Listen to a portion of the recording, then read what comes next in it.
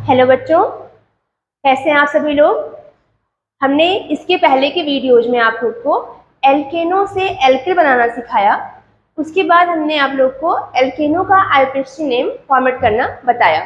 आज हम लोग पढ़ेंगे IPSC names of halogens. Halogens का अगर हैलोजेंस को हम क्रियात्मक समूह के रूप में किसी कार्बन श्रृंखला से जोड़ते हैं तो हम उनका नेमिंग कैसे करते हैं, आज की वीडियो में हम यही जानेंगे।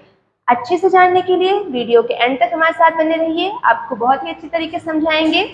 आइए शुरू करते हैं। सबसे पहले हम जानते हैं हैलोजेंस क्या होते हैं बच्चों। सबसे पहले हम हैलोजन के बारे में जानते हैं। हैलोजन जो होते हैं वो मुख्यतः 4 होते हैं। फ्लोरीन, हैलोजन मुख्यतः 4 होते हैं। फ्लोरीन, क्लोरीन, ब्रोमीन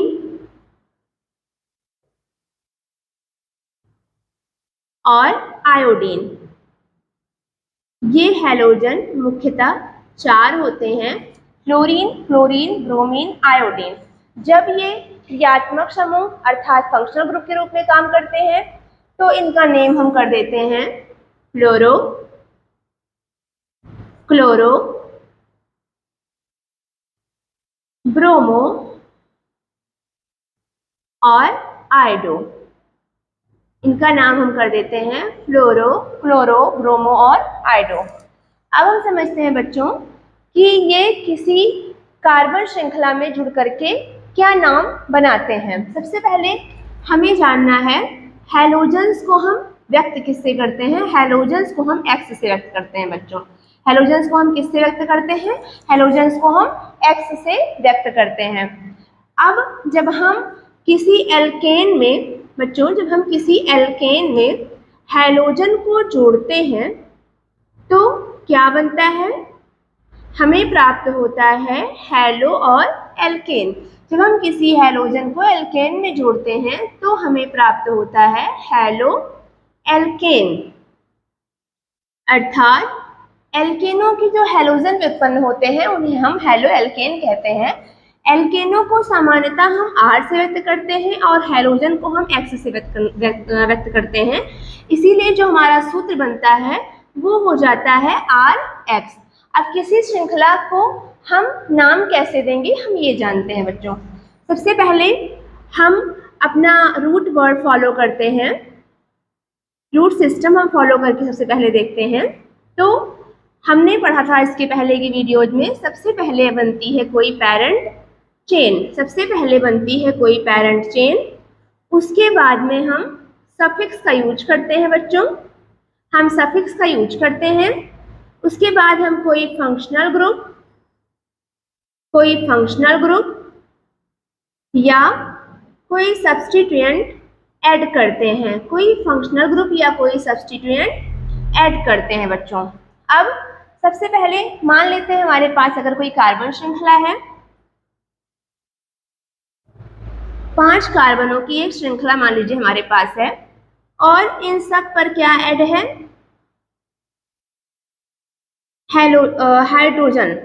सब पर हमारा हाइड्रोजन जुड़ा हुआ है बच्चों, ध्यान दीजिएगा, सब पर हाइड्रोजन जुड़ा हुआ है। अब ये स्ट्रक्चर बन रही है एल्केन की। कौन सा एल्केन? आपको पता है, अगर 5 कार्बन होते हैं तो बनता है पेंटेन। ये हमारी पेंटेन की स्ट्रक्चर है। ओके, अब इसके बाद में मान लीजिए किसी एक हाइड्रोजन को उसके स्थान से हटा करके यहाँ पर क्लोरीन जुड़ जाता है। किसी हाइड्रोजन को उसके स्थान से हटाकर क्या जुड़ जाता है? क्लोरीन जुड़ जाता है। हमने आप लोग को बताया था कि जब हम आईपीएससी नेम लिखना शुरू करते हैं तो हम क्या स्टेप फॉलो करते हैं? नेक्स्ट हम करते हैं जनक श्रृंखला का अंकन। हम क्या करते हैं? हम जनक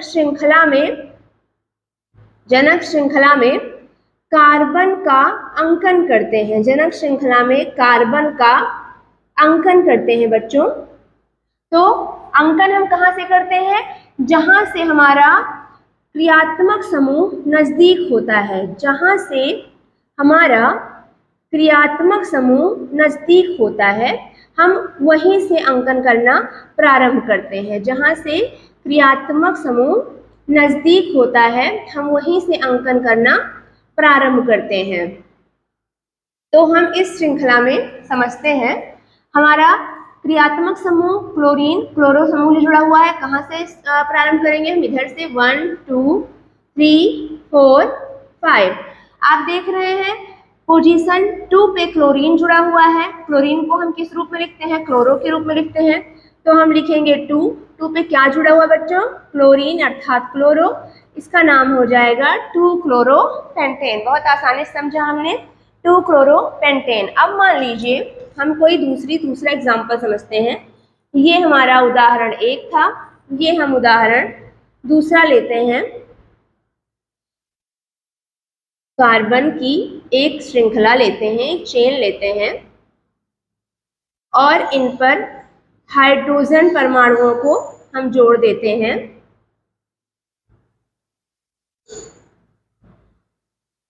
अब यहाँ पर हम किसी हाइड्रोजन को प्रतिस्थापित करके वहां पर मान लीजिए हम 2 क्लोरीन जोड़ देते हैं। अब हम अंकन किधर से करेंगे?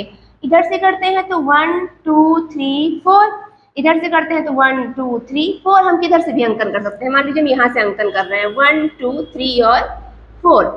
देखिए अब हम नेम कैसे लिखेंगे इनका? सबसे पहले हम लिखेंगे, देखेंगे हमारा क्लोरीन पहले किस पोजीशन पे है? 2 पे है। फिर किस पोजीशन पे है? 3 पे है। तो पहले हम लिखते हैं 2, फिर हम लिखते हैं 3। 2 3 पे क्या है बच्चों? क्लोरीन है अर्थात क्लोरो है। हमने इसके पहले के वीडियो में आप लोग को बताया था कि अगर एक होती है कोई तत्व तो उसे मोनो कहते हैं, कोई तत्व 2 होता है तो उसे डाई कहते हैं। तो हमारे पास 2 क्लोरीन है तो 2 3 डाई क्लोरो, 2 3 डाई क्लोरो। श्रृंखला किसकी है? 4 कार्बन है। 4 कार्बन का मतलब ब्यूटेन। तो बन जाएगा 2 3 die chloro butane, 2 3 die chloro butane. हम एक उदाहरण और ले लेते हैं। मान लेते हैं हमारे पास कार्बन की एक श्रृंखला है बच्चों, इस पर हमने कोई दूसरा क्रियात्मक समूह जोड़ दिया। मान लीजिए हमने यहाँ ब्रोमीन जोड़ दिया, यहाँ क्लोरीन जोड़ दिया, यहाँ पे आयोडीन जोड़ दिया। टफ नहीं समझना है इसको, ये बहुत ज्यादा आसान है। देखते हैं बाकी जगहों पर हमारे पास हाइड्रोजन ही जुड़ा हुआ है। अब देखते हैं इसका नाम क्या होगा बच्चों। सबसे पहला काम हम क्या करेंगे? कार्बन श्रृंखला का अंकन करेंगे। कार्बन श्रृंखला का अंकन हम कहाँ से शुरू करेंगे? जहां से प्रतिस्थापी समूह सबसे नजदीक होगा। तो हम देख रहे हैं यहाँ 1 2 3 4 5 6, 1 2 3 4, यानी कि 2 पर यहाँ ब्रोमीन जुड़ा है, 2 पर यहाँ आयोडीन जुड़ा है। तो हम इधर से भी अंकन कर सकते हैं, इधर से भी अंकन कर सकते हैं। हम अंकन करना शुरू करते हैं यहाँ से 1 2 3 4 5 एंड 6।